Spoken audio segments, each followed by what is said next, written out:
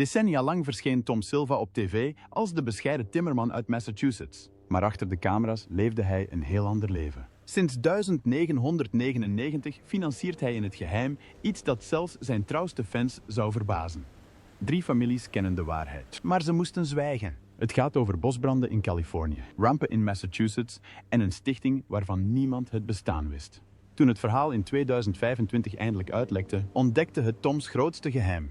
Wat hij met zijn fortuin heeft gedaan, zal je verbazen. Dit is niet de Tom Silva die je denkt te kennen. Tom Silva werd geboren op 17 januari 1947 in Lexington, Massachusetts, in een huis waar het werk nooit stopte en elke hand ertoe deed.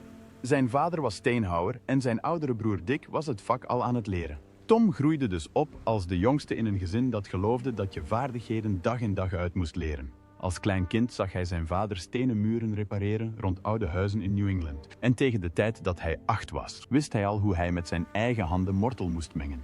Hun huis was deels door familieleden gebouwd. En die plek voelde meer als een werkplaats dan als een thuis. Tom bijtste meubels met zijn vader, hanteerde oud gereedschap dat splinters achterliet en leerde zorgvuldig hout bewerken door kleine foutjes te maken. Op zijn 10e pakte hij zelf een hamer op en begon hij samen met zijn ooms kleine schuurtjes te bouwen. Hij hield er ook een litteken aan zijn linkerhand over toen een beitel uitgleed. Een litteken dat hij zijn hele leven met zich meedroeg en een herinnering aan hoe vroeg hij was begonnen. De jaren tussen zijn 10e en 16e werden steeds belangrijker voor hem. 1 project sprong eruit en is hem altijd bijgebleven. Zijn familie besloot een schuilkelder te bouwen onder hun oude koloniale huis uit 1787. De Koude Oorlog was overal voelbaar en het idee voelde serieus. Tom hielp met het graven van een enorme kuil van 6 bij 12 bij 3,5 meter met alleen scheppen, haalde zware rotsblokken eruit, zette het frame op en hielp alles met de hand af te werken. Het duurde 2 volle jaren. Toen het klaar was, voelde hij iets in hem tot rust komen. Hij wist dat dit werk zijn toekomst was. Het ging niet alleen om het leren hoe dingen in elkaar passen, maar ook om het ritme van het bouwen en de vreugde van het zien verrijzen van iets. Deze momenten vormden hem en bereidden hem voor op de wereld die hij spoedig zou overnemen. Na zijn afstuderen aan Lexington High School in 1965 koos Tom een pad dat de meeste mensen niet verwachten. Hij spijbelde van de universiteit, ondanks een studiebeurs. Hij had het gevoel dat hij op school nooit zou leren wat echt werk kon. De geschiedenis van zijn familie dreef hem naar een vak. En verhalen over zijn betovergrootvader die meevocht in de slag bij Lexington gaven hem een gevoel van trots dat hij werk had gedaan dat stand hield. Hij vertrouwde meer op zijn handen dan op wat dan ook. En de overtuiging hielp hem vooruit. In 1966, toen hij pas 19 was, besloten Tom en zijn broer Dick om iets voor zichzelf te beginnen. Ze richtten Silva Brothers Construction in Arlington op met 1 pick-up truck en $500 aan gereedschap. Vanaf veel geleend. In het begin pakten ze alles aan wat ze konden krijgen. Kleine zolderverbouwingen, simple upgrades, kleine veranderingen voor lokale huiseigenaren. Dat eerste jaar kwamen er 10 klussen binnen, allemaal via mond-tot-mond reclame. Mensen zagen hoe de broers werkten en vertrouwden hen. Die rustige start op een koude winterdag werd de basis voor een bedrijf dat decennia lang zou voortbestaan. 2 jaar later startte Tom zijn eerste solokeukenuitbreiding in Belmont. Hij moest eikenhouten kasten op maat frezen met alleen handgereedschap. Geen elektrische zagen, geen dure machines. Hij werkte door tijdens een zware sneeuwstorm die de houtvrachtwagen vertraagde. En toch voltooide hij de hele klus in slechts 12 dagen. Dat project bracht $2000 op. Een enorme winst voor een jonge aannemer. De huiseigenaar vertelde het aan de buren en er gingen meer deuren open. Tom leerde al snel dat doorzettingsvermogen en kwaliteit hem verder konden brengen dan wat dan ook. In 1970 begon Silva Brothers met dakbedekking en introduceerde Tom een techniek waarbij oud schuurhout als basis voor dakspanen werd gebruikt. Dat idee bespaarde klanten ongeveer 20% op materiaalkosten, wat de groei van het bedrijf bevorderde. Maar op een stormachtige dag veranderde alles. Een dak stortte in omdat de fundering niet sterk genoeg was. Tom ontsnapte ternauwernood aan verwondingen. Dat moment schokte hem. Het dwong de broers om hun veiligheidsnormen te verhogen en te investeren in betere methoden. De bijna ramp werd een keerpunt en vanaf die dag stonden ze bekend om hun zorgvuldige planning en sterkere ondersteuning. Het leven ging gewoon door. In 1972 trouwde Tom met Susan en zij werd in stilte de ruggengraat van het bedrijf. Ze organiseerde de boekhouding en creëerde een klein kantoor in hun garage. Doordat zij de cijfers beheerde, kon Tom grotere projecten aannemen. In 1924 werkte hij aan de verbouwing van een schuur, waarbij 200 jaar oude balken met de hand uit elkaar moesten worden gehaald. Susan hield het bedrijf draaiende terwijl de klussen steeds groter en veeleisender werden. Hun partnerschap gaf het bedrijf een kracht die vaardigheid alleen niet kon bieden. Toen kwam de ellende in 1955. Een klant beschuldigde hen van een gebrekkige fundering en spande een rechtszaak aan, waardoor de Silva's in het nauw werden gedreven. Ze moesten een hypotheek op hun huis nemen om de kosten te kunnen betalen. In plaats van met woorden te vechten, ging Tom 3 maanden lang elke avond naar de bouwplaats en herbouwde hij de hele constructie zelf. De klant, verbluft door zijn inspanningen, liet de rechtszaak vallen en raadde hen zelfs aan anderen aan. Dat verhaal verspreidde zich door de stad. Het vestigde Toms reputatie als iemand die achter zijn werk stond, zelfs in de moeilijkste momenten. Iets meer dan 10 jaar later veranderde alles opnieuw. In 1986 zag producer Russell Morash van This Old House Tom op een vakbeurs zwaluwstaartverbindingen maken. Tom explained the technique in a simple, clear way that caught Morash's attention. Soon after, Morash arrived unannounced at one of Tom's job sites with a camera crew.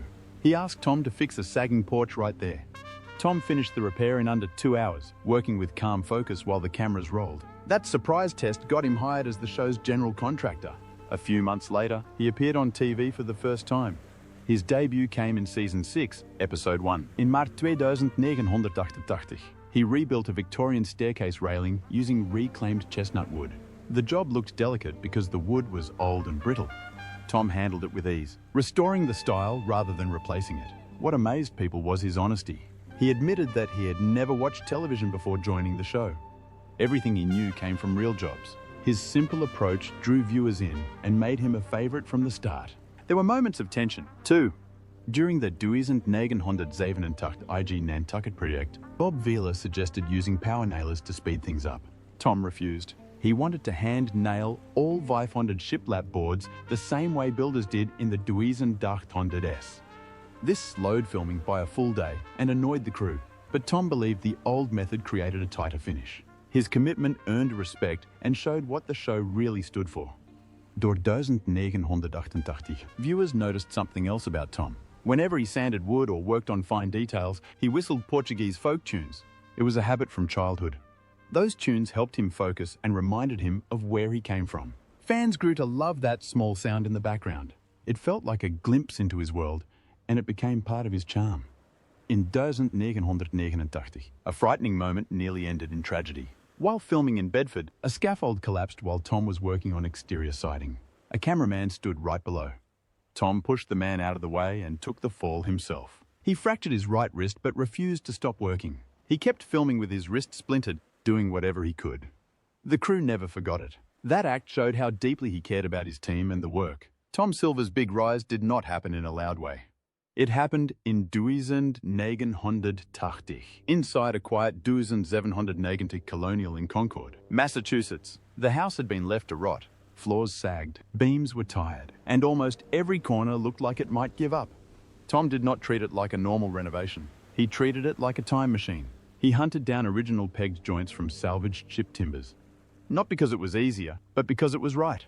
Then he spent over 400 hours hand-cutting mortars and tenon joints. Slow work, hard on the hands. Yet every cut matched the late 18th century way of building. When it was done, people could feel the honesty in it. The New York Times wrote about it. Natuurbehoudsverenigingen prezen hem. Bouwers in het noordoosten van de Verenigde Staten begonnen zijn respect voor oude ambachten te kopiëren. En dat ene verlaten huis werd het moment waarop zijn naam begon te rijzen. 2 jaar later, in 1992, stortte hij zich weer op dit oude huis met een probleem dat elk oud huis verbergt: ongelijke vloeren. De meeste bouwers gebruikten standaard vulstukken en hoopten op het beste. Tom wilde meer dan alleen hopen. Tijdens de renovatie van het Belmonthuis ontwikkelde hij wat men later de Silva-methode noemde. Hij gebruikte gelaagde cederhouten wiggen, dun en slim. En hij stapelde ze zo dat hij de exacte hoogte kon instellen zonder de vloer te forceren. Die kleine verandering deed iets groots. Het voorkwam scheuren. Het stopte piepgeluiden. Het liet de vloer subtiel bewegen in plaats van tegen het huis te vechten. Mensen die thuis keken, zagen meteen het verschil. Vakscholen in heel New England pikten het op en begonnen het te onderwijzen. Als een huis van voor 1900 doorgezakte vloeren had, werd deze methode een standaardoplossing. En zelfs vandaag de dag hoor je timmerlieden er nog steeds over praten als een stille, overgeleverde regel. 1994. Eén van die momenten die slecht hadden kunnen aflopen. Tom deed een live demo op dit oude huis. Zagen met een handzaag, rustig als altijd. Plotseling brak het zaagblad. De bal schoot terug en raakte bijna zijn dijbeen. Hij liep een diepe snee op. De set stond even stil. Maar Tom raakte niet in paniek. Hij verbond de wond ter plekke voor de camera en grapte: gereedschap heeft een eigen wil. Kijkers vonden het geweldig. Niet omdat het eng was, maar omdat hij standvastig bleef. Die clip werd steeds herhaald in specials achter de schermen. Het zorgde er ook voor dat er meer aandacht kwam voor gereedschapsveiligheid op tv en op echte bouwplaatsen. De les was duidelijk. Ongelukken kunnen gebeuren. Maar een echte vakman weet hoe hij de controle moet behouden. In 1995 bracht de serie hem naar een verbouwde zolder van Newton. En deze keer werd het verhaal persoonlijk. Zijn neef Charlie was er. Hij leerde bij hem. Op zolder waren consoles nodig, gesneden uit walnoothout. Tom geloofde dat die consoles belangrijk waren voor de stevigheid en het uiterlijk. Charlie verzette zich. Hij wilde geprefabriceerde consoles om tijd te besparen. Die suggestie raakte een gevoelige snaar. De twee kregen een heftige discussie. Het soort discussie dat niet alleen over hout gaat, maar over wat jij vindt dat een vak zou moeten zijn. Traditie versus snelheid. Oude rotten versus nieuwe shortcuts. Uiteindelijk hield Tom stand. Het project slaagde. En later gaf Charlie toe dat die strenge normen hem tot een betere vakman hadden gemaakt. In 1996 zette Tom een volgende stap die zijn werk nog scherper maakte.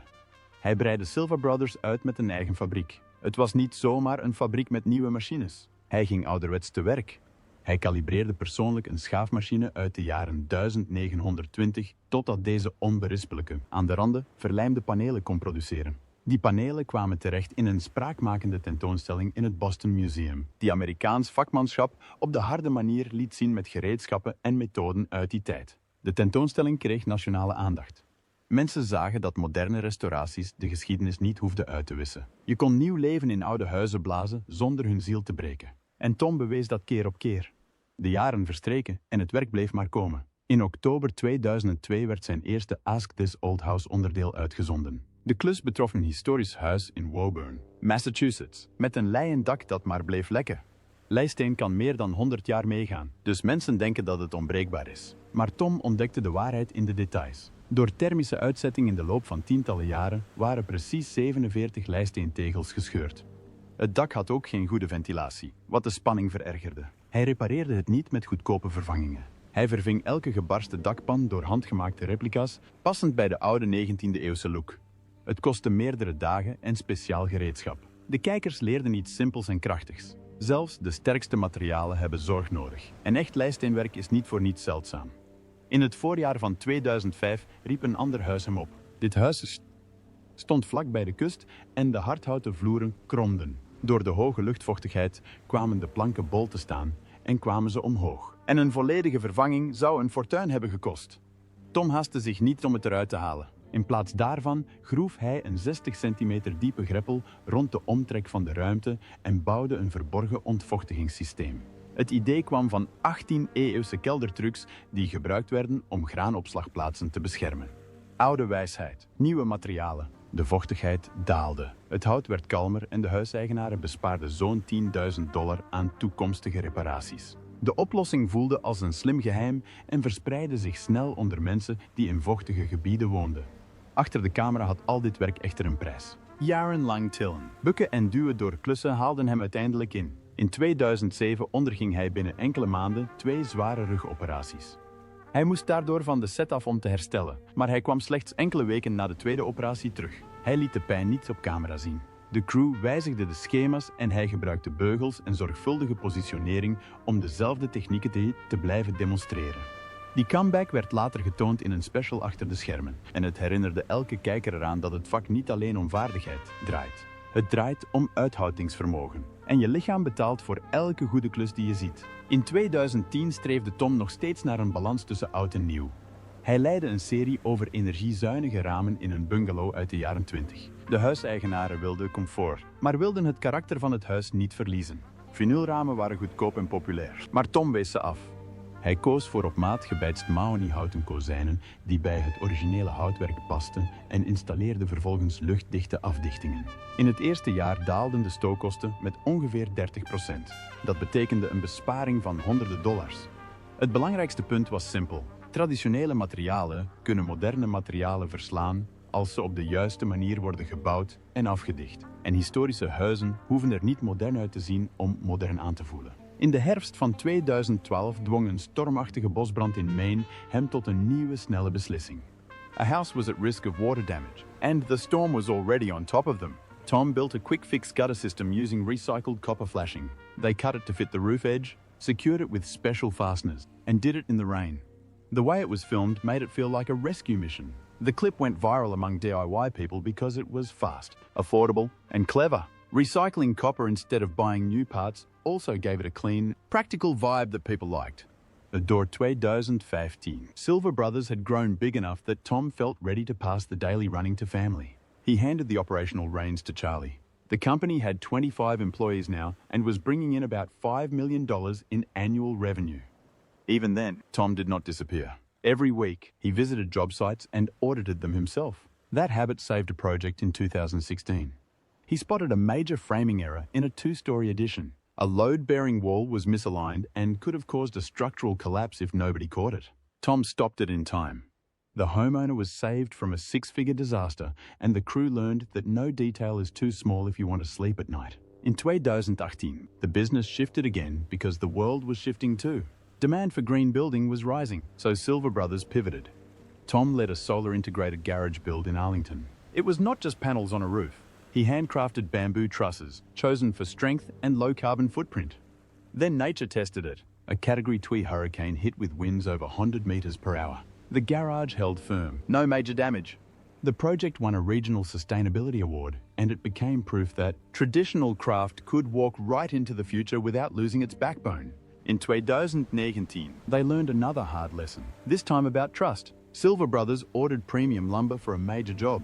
What arrived was thin, cracked, and weak. A supplier scam. The loss totaled $50,000.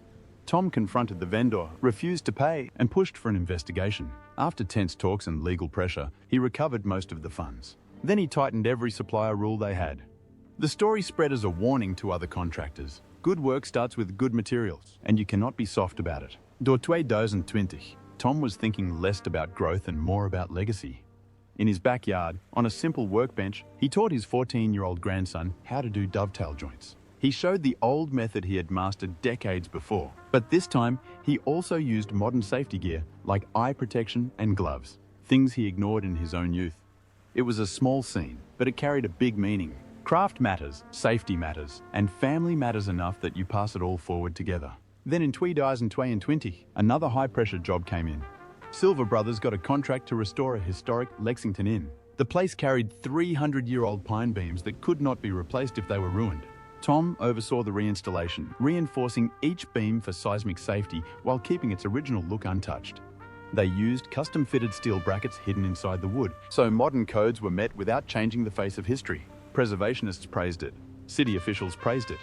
And for Tom, it probably felt like a full-circle moment. He started by saving a 1790 house in 1990. And decades later, he was still doing the same thing, only at a bigger level, with the same careful hands. Tom Silva stepped into Tweed Wizened Dry and 20 with the same steady hands he had used for decades, and he carried them into a world that looked nothing like the one he grew up building in. When he visited Austin for a special episode about 3D printed homes, he didn't just stand around and admire the new walls rising from nozzles. He wanted to feel them. So he grabbed a drill and tested the joints himself. At first glance, the printed layers looked smooth and fast. But when he pressed his weight into the drill, he felt gaps that only real joinery could fix. He said the future might not belong to only machines or only tradition. It might be stronger if both worked together. When the episode aired in early 2025, builders argued for weeks. Some said he was clinging to the old ways. Others said he saw something they were ignoring.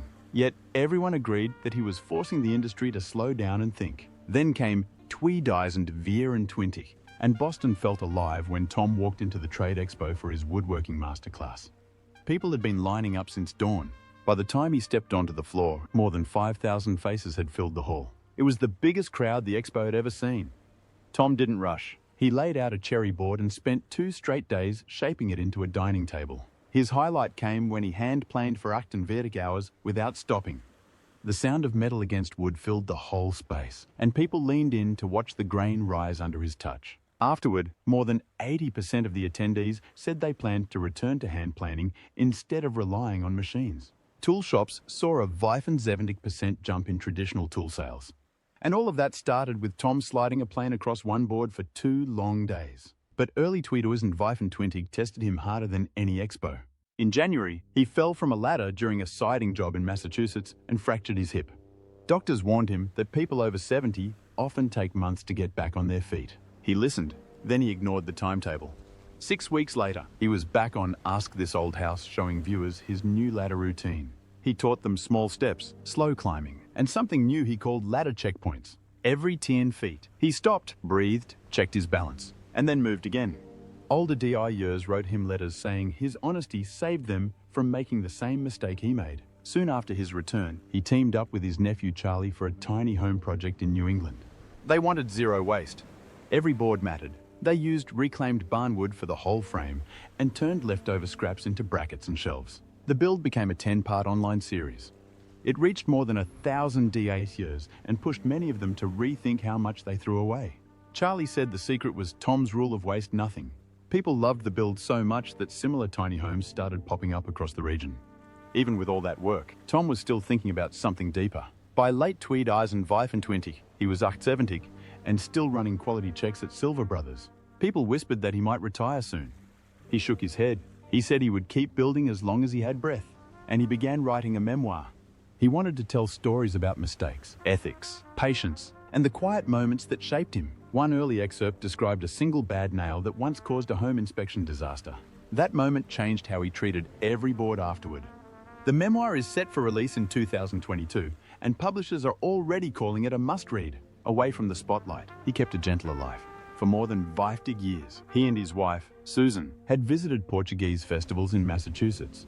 Each June, they joined the Provincetown Portuguese Festival, which had reached its 78. year. In 2025, the festival ran from June 27 to June 29, and more than 10,000 people attended. Tom carved wooden rosaries, a skill his grandfather taught him back in the 1970s. Festival organizers often asked him to show his carving steps. Locals saw him as part of the festival itself. At home, he retreated into his small Arlington workshop filled with tools from the 1950s. He restored antique planes, chisels, and levels that were often more than 100 years old. Tool collectors said pieces like his could sell for hundreds or even thousands of dollars. His rare, distant handsaw from the 1920s cost him $50 at a barn auction in 2015 and was now worth around $5,000.